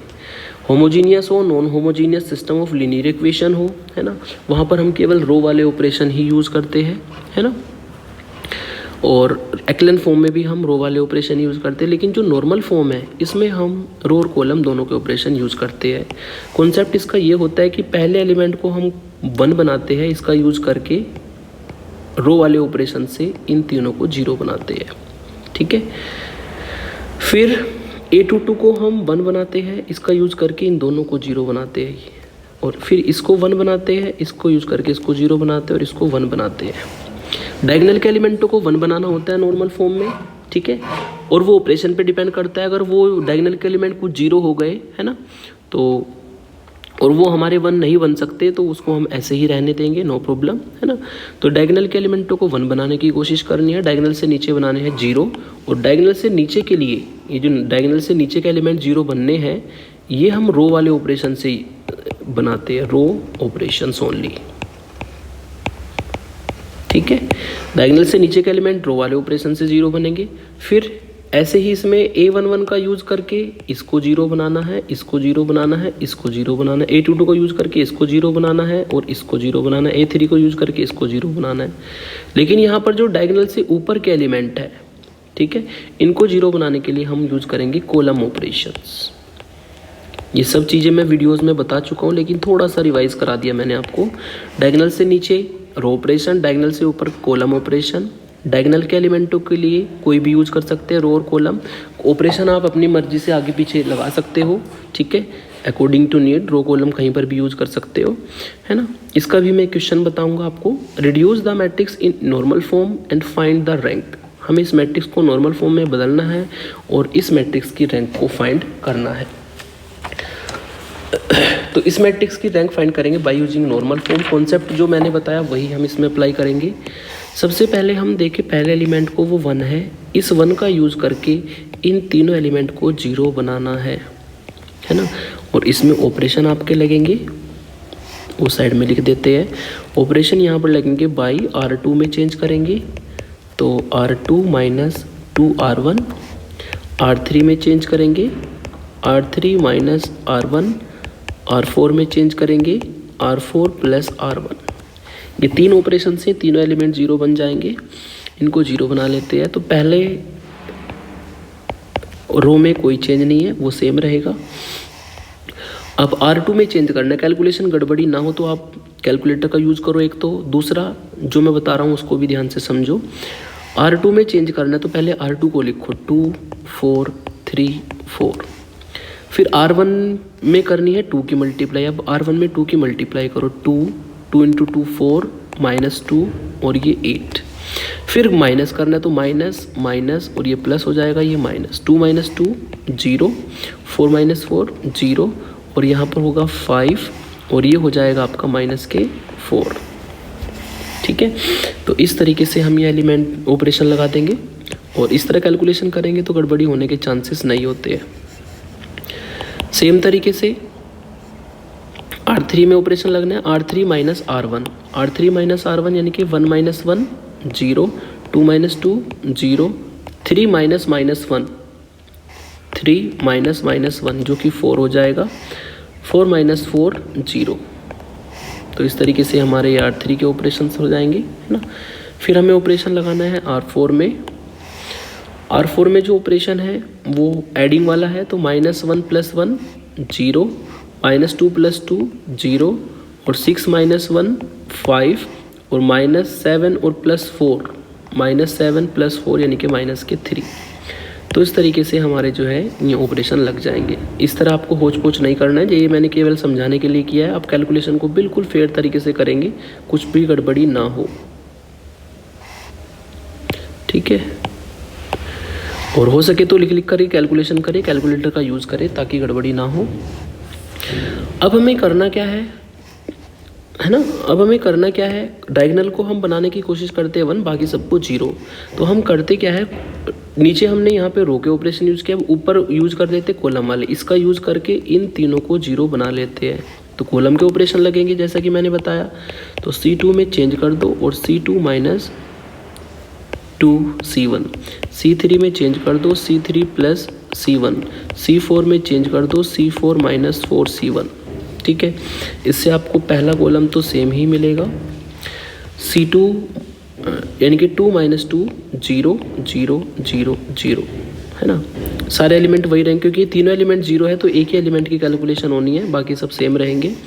-1 + 1 0 5 4 5, ऐसे ये 4 - 4 0 -4 0 और -3। इस तरीके से हमारी मैट्रिक्स मिल जाएगी हमें। फिर हमें चूँकि हमें डायगोनल में 1 बनाना है, तो डायगोनल में 1 बनाने के लिए सबसे पहले हम क्या करेंगे, जो 0 कॉलम या 0 रो है उसको सबसे लास्ट में रखते हैं। तो ये 0 कॉलम है, इसको सबसे लास्ट में ले जाएंगे, है ना। तो यानी कि हम इसको इंटरचेंज कर देते हैं बाई C2 को इंटरचेंज कर देते हैं C4 से। तो ये पहला कॉलम सेम, दूसरे कॉलम में C4 आ जाएगा, ठीक है, और C4 बन जाएगा 0 0 0 0 और ये हमारा 0 5 4 5। ठीक है, अब हमें इस एलिमेंट को 1 बनाना है। इस एलिमेंट को 1 बनाने के लिए कॉलम का ऑपरेशन लगा लेते हैं, बाई C2 में चेंज करेंगे और C2 में ऐड कर देंगे C3 को। ठीक है, तो पहला कॉलम सेम 1 0 0, दूसरे कॉलम में ऐड करना है तीसरा कॉलम यानी कि 0 + 0 -4 + 5 1 और ये 4 और ये आपका 5 - 3 2 और ये हमारे एलिमेंट सेम रहेंगे 5 4 5 0 0 0 0। ठीक है, तो हमने 1 बनाने के लिए C2 में C3 को ऐड कर दिया, जिससे कि हमें 1 4 और 2 एलिमेंट C2 में मिल जाएगा। अब अकॉर्डिंग टू रूल इस एलिमेंट का यूज़ करके इन दोनों को 0 बनाना है रो वाले ऑपरेशन से, तो उसको 0 बना लेते हैं। तो बाई R3 में चेंज होगा, डायगोनल से नीचे रो ऑपरेशन, डायगोनल से ऊपर कॉलम ऑपरेशन। R3 में चेंज होगा और R3 में माइनस कर देंगे 4 की मल्टीप्लाई R2 के साथ करके। R4 में चेंज होगा, R4 में माइनस कर देंगे 2 की मल्टीप्लाई R2 के साथ करके। तो पहली रो सेम रहेगी, दूसरी रो सेम रहेगी, तीसरी रो में 0 माइनस 0 0 ही आएगा, 4 माइनस 4 0 आएगा। ये कैलकुलेशन कर लेते हैं। R3 यानी कि 4 माइनस 5 के साथ करनी है 4 की मल्टीप्लाई, जो कि 20 हो जाएगा, यानी कि माइनस के 16 आपको मिलेगा, और ये 0। ऐसी 0 माइनस 0 0, 2 माइनस 2 0, और 5 माइनस 10 ये मिलेगा आपको R4 यानी कि 5 और माइनस 10 यानी कि माइनस के 5 और ये 0। ठीक है, अब हम क्या करेंगे, कॉलम का ऑपरेशन यूज करेंगे। इसको यूज करके इसको 0 बना लेते हैं। ठीक है, और साथ ही साथ में इसको भी हम R3 एक काम करते हैं, पहले हम इसको 1 बना लेते हैं और इसको 0 बना लेते हैं रो वाले ऑपरेशन से। रो ऑपरेशंस आप आगे पीछे कर सकते, कोई प्रॉब्लम नहीं है ना। बाई R3 में हमने डिवाइड लगाया माइनस के 16 से, R4 में हमने डिवाइड लगाया माइनस के 5 से। तो इससे आपको मिलेगा 1 0 0 0, 0 1 5 0, और 0 0 1 0, और 0 0 1 0। ठीक है, अब इसका यूज़ करके इसको 0 बना लेते हैं। डायगोनल से नीचे है तो रो वाला ऑपरेशन लगेगा। बाई R4 में चेंज करेंगे, R4 में से R3 को घटा देंगे, तो 1 0 0 0, और 0 1 5 0, और 0 0 1 0, और ये आपको मिलेगा 0 0 0 0। तो डायगोनल से नीचे का एलिमेंट 0 हो चुके हैं, हमने रो के ऑपरेशन यूज किए। डायगोनल से ऊपर एक एलिमेंट बचा है, उसको 0 बनाने के लिए कॉलम का ऑपरेशन यूज कर लेते हैं। बाई C3 में चेंज होगा, और इसी का यूज़ करना है हमें, है ना, इसको 0 बनाने के लिए। C3 में चेंज होगा, और C3 में से माइनस कर देंगे 5 की मल्टीप्लाई C2 के साथ करके, तो 1 0 0 0, और ये 0 0 0 0, 1 0 0 0, और 0 1 0 0 0 0। ठीक है, तो ये हमारी जो है मैट्रिक्स बनेगी। इसको हम ब्रेक कर लेंगे आइडेंटिटी मैट्रिक्स की फॉर्म में। इस तरीके से जितने 1 बनते हैं डायगोनल में उसके अकॉर्डिंग इसको ब्रेक किया जाता है। तो अगर इसको थोड़ा सा ध्यान दें, ये वाली जो मैट्रिक्स है ये 3 क्रॉस 3 की आइडेंटिटी मैट्रिक्स है, जिसको I3 लिख सकते हैं। ठीक है, ये मैट्रिक्स एक नल मैट्रिक्स है जिसको 0 लिखेंगे, ये भी एक नल मैट्रिक्स है जिसको 0 लिखेंगे, ये भी एक 0 मैट्रिक्स है जिसको 0 लिखेंगे। तो यहाँ पर जो जितने 1 आते हैं डायगोनल में उतनी ही रैंक होती है। Therefore rank of A equal to 3, यानी कि जितने बाय जितने की आइडेंटिटी मैट्रिक्स बनती है उतनी ही रैंक मैट्रिक्स की आती है। तो ये हमारी रिक्वायर्ड नॉर्मल फॉर्म है, और रैंक इस मैट्रिक्स की 3 है। फिर हमारा नेक्स्ट टॉपिक इसमें आता है inverse of matrix by elementary transformation. अब हम इनवर्स ऑफ मैट्रिक्स फाइंड करना सीखेंगे बाय एलिमेंट्री ट्रांसफॉर्मेशन से। इसमें कैलकुलेशन को थोड़ा सा ध्यान से करें, क्योंकि गड़बड़ी होने के चांसेस इसमें रहते हैं काफ़ी।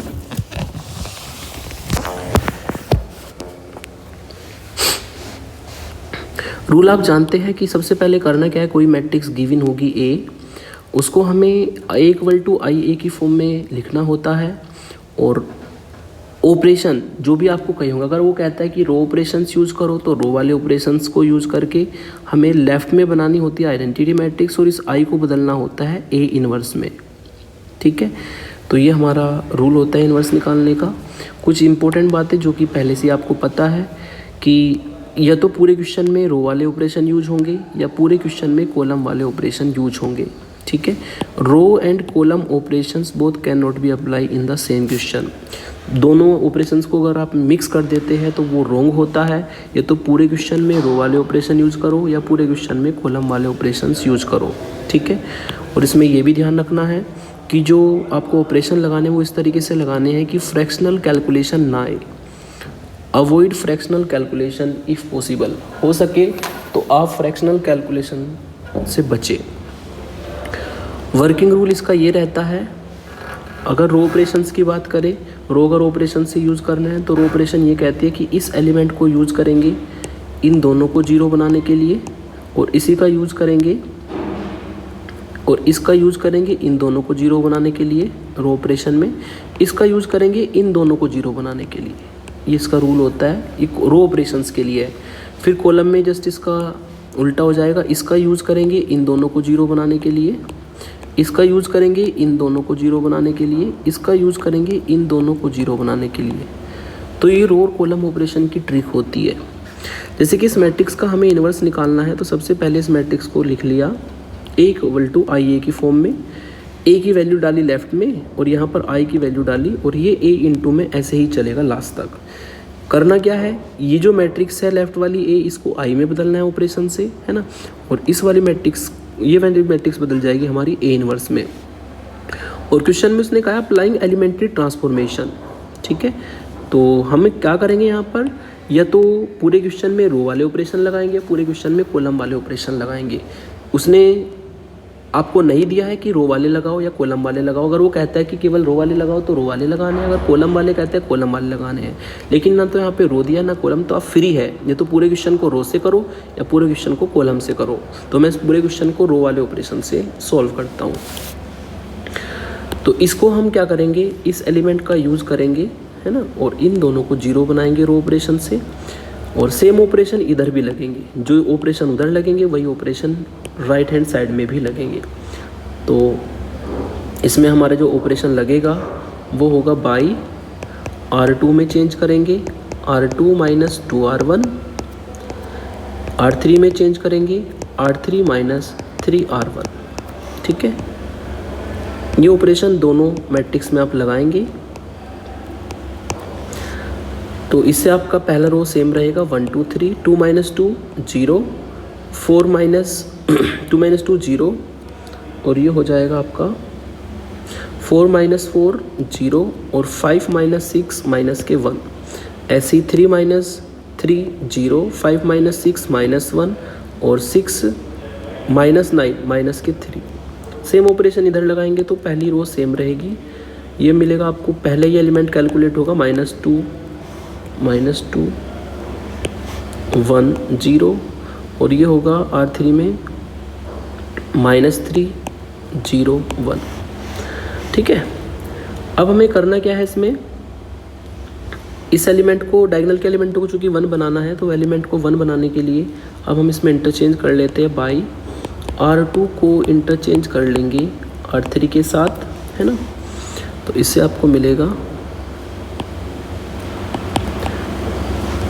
ये A ऐसे ही चलेगा, पहली रो सेम रहेगी, इसको मैंने इंटरचेंज किया तो -3 0 1, और ये -2 1 0, ऐसे ही 1 2 3 सेम रहेगा, 0 -1 -3 ऊपर कर दिया, 0 0 -1 नीचे कर दिया, ठीक है। कैलकुलेशन को पॉजिटिव में रखेंगे तो ज़्यादा अच्छा रहेगा, इसलिए मैं R2 को डिवाइड लगा देता हूँ, मल्टीप्लाई कर दो या डिवाइड कर दो -1 से, और ऐसे ही R3 को भी आप डिवाइड कर दो या मल्टीप्लाई कर दो -1 से। इससे क्या होगा कि जो कैलकुलेशन है हमारी वो पॉजिटिव एलिमेंटों की ही चलेगी, 1 2 3 0 1 3 और 0 0 1 इक्वल टू, ऐसे इधर होगा 1 0 0 सेम रहेगा, ये हो जाएगा 3 0 -1 और 2 -1 0, ठीक है।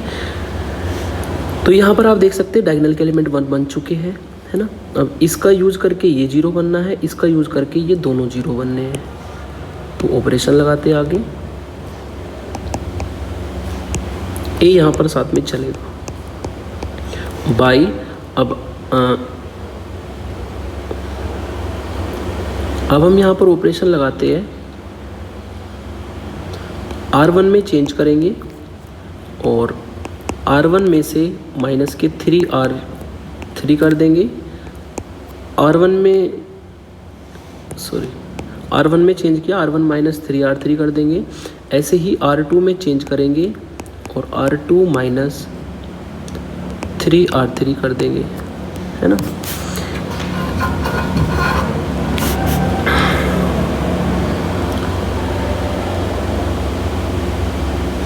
यस, R1 में चेंज R1 माइनस 3R3 और R2 में चेंज R2 माइनस 3R3, दोनों ऑपरेशन लगाएंगे।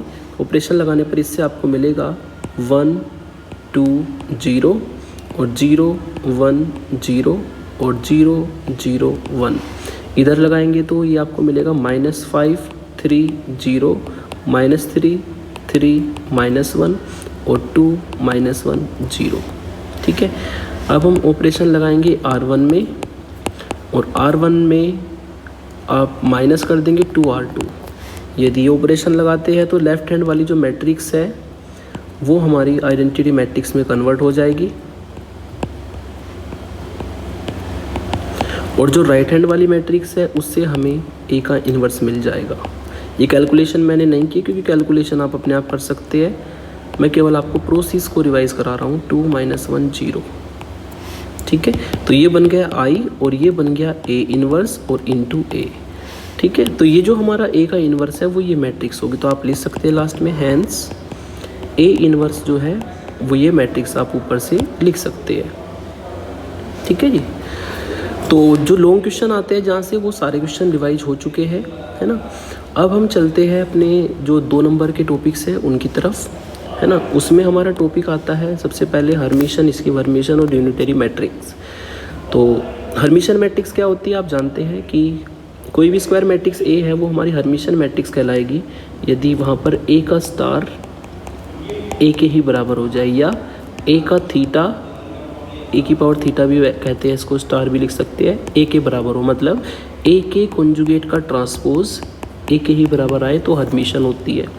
और इसकी हर्मिशन होगी यदि ए स्टार किसके बराबर आए, -a के, ठीक है। या कभी कभी इसको आप ए की power theta equal to -a भी लिख सकते हैं।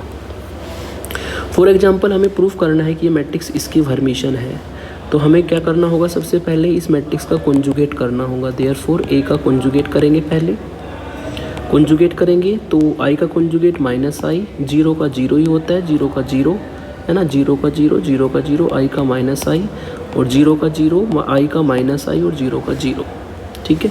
फिर हमें करना है इसका ट्रांसपोज, ए के कॉन्जुगेट का ट्रांसपोज, यानी कि जो रो है वो कॉलम में और कॉलम जो है रो में बदल देंगे। -i 0 0 0 0 -i और 0 -i 0, ठीक है। तो ये हमारा ए स्टार निकल गया, ये हमारी जो मैट्रिक्स है ये हमारी ए स्टार के बराबर है। और ए स्टार को अगर हम देखें तो ए स्टार में से अगर माइनस कॉमन ले लें, अंदर मिलेगा आपको i 0 0 0 0 i और 0 i 0, जो कि ए के ही बराबर आ जाएगा। यानी कि आपने यहाँ पर देखा ए स्टार जो है वो -a के बराबर है, और इसका मतलब ये मैट्रिक्स कैसी मैट्रिक्स है, इसकी हर्मिशन मैट्रिक्स है। ए इज इसकी हर्मिशन मैट्रिक्स, ए जो है वो हमारी इसकी हर्मिशन मैट्रिक्स है, ठीक है। फिर यूनिटरी मैट्रिक्स होती है इसमें, अगर मैट्रिक्स ए दी है और आपको यूनिटरी प्रूफ करना है तो ए की मल्टीप्लाई ए के स्टार के साथ करनी होती है और वो आइडेंटिटी के बराबर आए, ठीक है। अगर ए की मल्टीप्लाई ए के साथ, ए स्टार के साथ करने पर आइडेंटिटी बन जाती है तो मैट्रिक्स हमारी यूनिटरी होती है। फॉर एग्जांपल हमें इसमें प्रूफ करना है कि प्रूफ करो मैट्रिक्स हमारी यूनिटरी है, तो पहले निकालो ए का कॉन्जुगेट, 1/√3 बाहर रहेगा, ठीक है। 1 का कॉन्जुगेट 1 होता है, 1 + i का 1 - i हो जाएगा। कॉम्प्लेक्स नंबर का कॉन्जुगेट आप जानते होंगे, a + ib अगर है तो उसका कॉन्जुगेट a - ib हो जाता है, मतलब जो इमेजिनरी पार्ट है उसका साइन चेंज होता है, प्लस माइनस में बदल जाता है, माइनस प्लस में बदल जाता है। 1 - i का 1 + i और -1 का -1, क्योंकि वो रियल नंबर है। ए के कॉन्जुगेट का अगर ट्रांसपोज करें वो ए स्टार होगा, है ना, वो वैल्यू होगी 1/√3। इसका ट्रांसपोज कर देते हैं, पहली रो से पहला कॉलम बन जाएगा, दूसरी रो से दूसरा कॉलम बनेगा, ठीक है। नाउ अब हम ए की और ए स्टार की मल्टीप्लाई करेंगे, तो बाहर वाले जो 1/√3 है वो मल्टीप्लाई हो जाएंगे, ठीक है। और वहाँ पर है 1 + आयोटा, 1 - आयोटा -1 मल्टीप्लाई, यहाँ पर है 1 + आयोटा, 1 - i और -1, 1/3। फर्स्ट रो फर्स्ट कॉलम से पहला एलिमेंट मिलेगा, है ना, इससे आपको मिलेगा 1 और 1 + i 1 - i, a² - b² का फॉर्मूला से ये -ba + b बनेगा, ये है ना, तो ये बन जाएगा a² - b², ठीक है। ऐसे ही आप इसको सॉल्व कर लेंगे, तो first row second column, first row second column से सेकंड एलिमेंट मिलेगा, यानी कि 1 प्लस आयोटा है ना, और माइनस 1 प्लस आयोटा जो कि 0 हो जाएगा है ना। ऐसे इसको करेंगे तो 1 माइनस आयोटा और माइनस 1 माइनस आयोटा कट के 0 हो जाएंगे। यहाँ पे आपको मिलेगा सेकंड रो सेकंड कॉलम, यानी कि a plus B A minus B से A square minus B square, और ये हो जाएगा आपका माइनस माइनस प्लस हो जाएगा 1। इसको अगर सॉल्व करेंगे तो 1/3 ये आपको मिलेगा। आई स्क्वायर की वैल्यू -1 रखने पर 3 0 0 3, और सॉल्व करके आपको मिलेगा 1 0 0 1, जो कि एक आइडेंटिटी मैट्रिक्स होती है। तो आप लिख सकते हैं कि जो ए और ए स्टार है वो हमारा आई के बराबर है। इसका मतलब ए हमारी जो है वो यूनिटरी मैट्रिक्स है। ठीक है, फिर लास्ट टॉपिक आता है आपका LI/LD वाला, है ना। इसमें हमें 3 वेक्टर दिए होते हैं। 3 वेक्टर को अगर LD दिखाना है तो इस तरह का एक डिटर्मिनेंट बनाना होगा। अगर α1 α2 α3 वेक्टर दिए हैं तो वे LD तब होंगे जब उनका डिटर्मिनेंट हमारा 0 के बराबर हो। LI होंगे, LD का मतलब लीनियरली डिपेंडेंट होंगे यदि डिटर्मिनेंट 0 होता है, और LI होंगे यदि उनका डिटर्मिनेंट नॉट इक्वल टू 0 आए। फर्स्ट वेक्टर से पहला कॉलम बनता है, दूसरे वेक्टर से दूसरा, और तीसरे वेक्टर से तीसरा कॉलम डिटर्मिनेंट का बनाया जाता है। For example show that the vectors are LD। ये 3 वेक्टर है, α1 α2 α3 माना, तो A का डिटर्मिनेंट बनाएंगे। पहले वेक्टर से पहला कॉलम बनाएंगे 1 -1 1, दूसरे से दूसरा, तीसरे से तीसरा। इसको यदि सॉल्व करते हैं तो 1, और ये आपको मिलेगा 2 - 0 -2 -2 -0 +3 -1 -1। सॉल्व करके मिलेगा आपको 2 -4 और -6 +4 है ना। सॉल्व करके मिलेगा 0। इसका मतलब ये यहाँ पर ए का डिटर्मिनेंट 0 है, तो α1 α2 α3 वो हमारे LD वेक्टर है। LD मतलब लीनियरली डिपेंडेंट वेक्टर है। ठीक है, फिर साथ में ये क्वेश्चन दिया है कि इफ़ द वेक्टर्स, ये वेक्टर्स हमारे LD दिए हैं तो आपको K की वैल्यू फाइंड करनी है। अगर LD है तो एक डिटर्मिनेंट हम बनाएंगे, है ना। उस डिटर्मिनेंट में पहले वेक्टर से पहला कॉलम बनेगा, दूसरे वेक्टर से दूसरा बनेगा, तीसरे से तीसरा बनेगा, और उसको 0 के बराबर रख लेंगे। इस डिटर्मिनेंट को सॉल्व करेंगे तो आपको K की वैल्यू मिल जाएगी, है ना। तो ये मिलेगा आपको 0 इंटू, ये तो 0 माइनस 1 ही होगा, माइनस के 1 इंटू 0 माइनस के और प्लस के K इंटू 1 माइनस के स्क्वायर इक्वल टू 0। तो ये आपको 0 मिलेगा, ये प्लस के K मिलेगा, और ये प्लस के K और माइनस के स्क्वायर इक्वल टू 0। तो यहाँ से मिला K square minus 2K equal to 0, और यहाँ से मिला K की पावर 3 हो जाएगा, ये K की power 3 minus 2K equal to 0। इससे आपको मिलेगा K into K square minus 2 equal to 0, और इससे आपको मिलेगा K इक्वल टू 0 और K स्क्वायर इक्वल टू 2। तो K की वैल्यू आएगी 0, और यहाँ से K की वैल्यू आएगी ±√2। तो इस तरीके से यूनिट 1 के मैंने आपको सारे इंपॉर्टेंट टॉपिक्स इसमें कवर करा दिए, शॉर्ट क्वेश्चंस वाले भी और लॉन्ग क्वेश्चंस वाले भी। नेक्स्ट वीडियो लेकर के आता हूँ यूनिट